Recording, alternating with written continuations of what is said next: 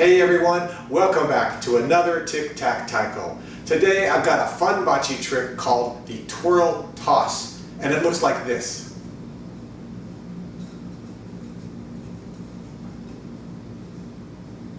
Now, this should not be confused with the squirrel toss. Tossing squirrels is a very tricky endeavor. You never know which squirrels are going to appreciate your efforts. It takes a lot of trust to get to the point. It's a lot of trial and error finding I'm getting off track. Let's get to the drill. For this drill, all you need is a marked bachi, something that lets you know which end is where at what point in the trick. Also, I always recommend a soft surface, carpeting, padding, towels, something in case their bachi falls. Although this trick tends to have less opportunities for what I call droppage. So you're generally safe even if you don't have something soft. Also, as the name implies, the twirl toss uses the twirl. I've got my video on twirls linked below in case you would like a refresher or you feel like you're just really not getting the basics of the drill. I'm not going to spend a lot of time talking about how to twirl. I want to spend more time focusing on the tossing aspect. There are two things you need to know about the twirls in this drill. First, you're either going to go clockwise or counterclockwise. Whichever direction you choose, it will be continuous and it will not change. So if I pick counterclockwise, that's it. It does not change. Second thing, whichever of the two you pick remains the same regardless of which hand your bachi is in. So again, counterclockwise in my left, counterclockwise in my right, and back and forth and back and forth. Sticking with the clock theme, there are 4 important points to reference: 12 o'clock, 9 o'clock, 6 o'clock, and 3 o'clock. For now, even a slow twirl, you can get a general sense of where your front end is using those reference points.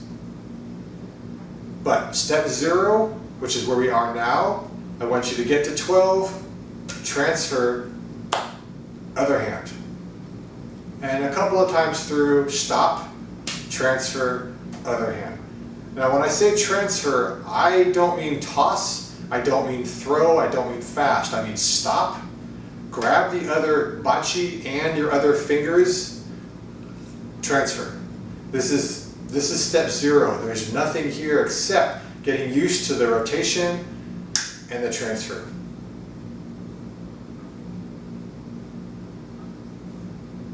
Okay, next, remembering 3 o'clock. This is going to be the most important reference point because the other hand will move in as 3 o'clock hits. And you can see why that's a smart thing to do, right? I'm getting there just as it hits 12 o'clock.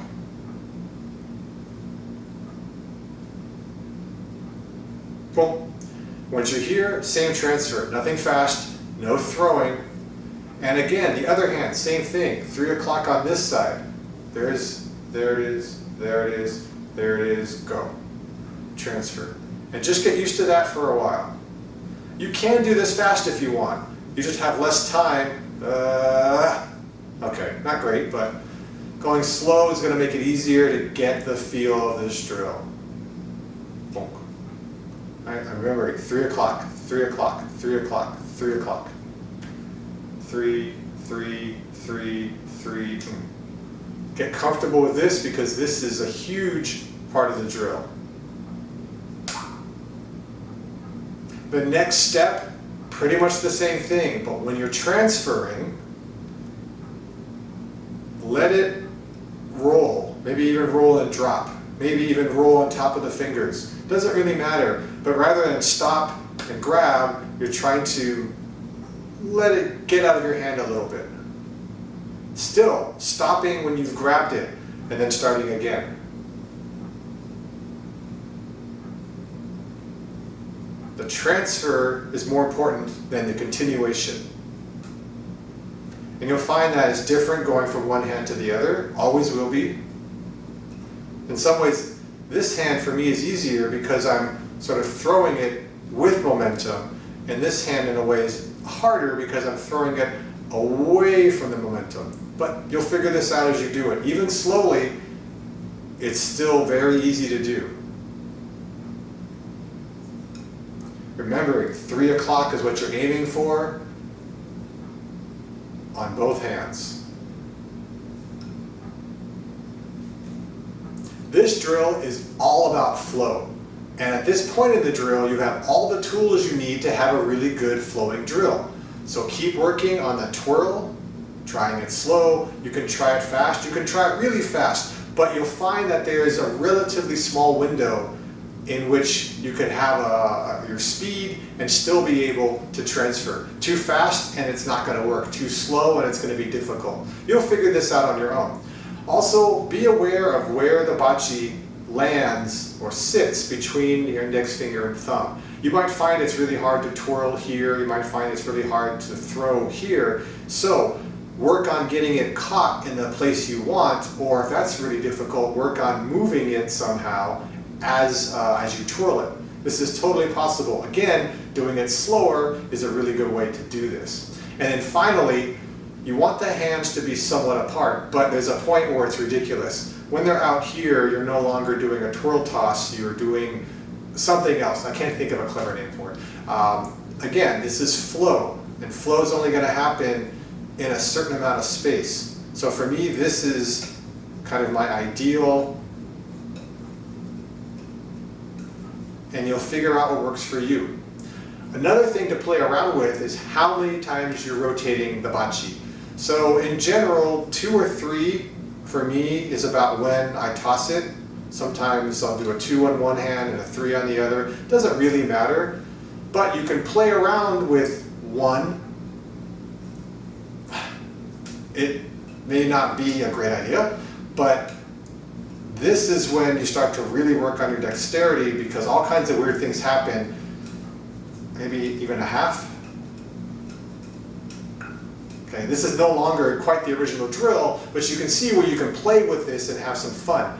The idea, again, is flow, continual motion, and improving the dexterity between one hand and the other. There are 2 variations of this drill. The first variation is more just my philosophy of tricks and drills in general. Always try the other side, always try the other hand. So, I've been doing counterclockwise, which means I need to be doing clockwise. And what changes here is that I'm no longer going for 3 o'clock. I'm now going for 9 o'clock because I need the 3 hours of time to get to my point. And if I'm at 3 o'clock here, well, now I've got the wrong color in front. So the only difference is when I'm trying to grab it. And even though I've been doing this a long time and I'm going to want to do it quickly the other way, it's not going to be as good. My hands are not as skilled, I'm not as used to doing it, so I should slow down, being aware of the 9 o'clock, and following my own rules, and try not to drop it on the way. I can tell this takes a lot more mental energy from me, and a lot more dexterity, and I don't know why, but I'm just not used to doing it this way. But it's still very, very possible, using the same fundamentals and the same rules that I was just teaching earlier.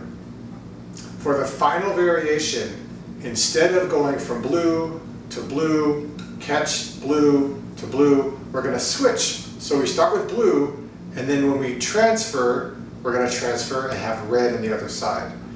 But the foundations are the rules that we follow to make this happen.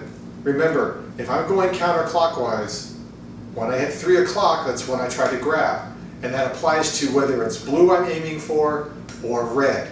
So I'm watching red passing by 3 o'clock. There we go. There's red. It takes focus a lot more than normal, partially because the motion of the hand is easier when you're using the same side rather than trying to kind of come underneath and grab this way, but it's still very doable. So I've got red in this hand. Let's say I want blue. Again, 3 o'clock. I'm looking at blue hitting 3 o'clock here. And there's the transfer. Now, when you're doing this faster and you're doing this more often, you're less thinking about where the color is and more, how does my hand feel? Because I know my 3 o'clock red is here. I know my 3 o'clock blue is here. Palm down, palm up, turning, shoulder. You start to feel it more than have to look at it. But that's it. Doing that more and more, it's a lot of fun when it pays off. And it takes practice, like all of these drills. So, if you like this drill, let me know. Give me a thumbs up. Leave comments below, especially if you've tried this, whether it worked for you or didn't. I like that feedback. I love that feedback. And of course, hitting the subscribe button makes you and me a better person. Somehow. Anyways, until next time, keep practicing and be well.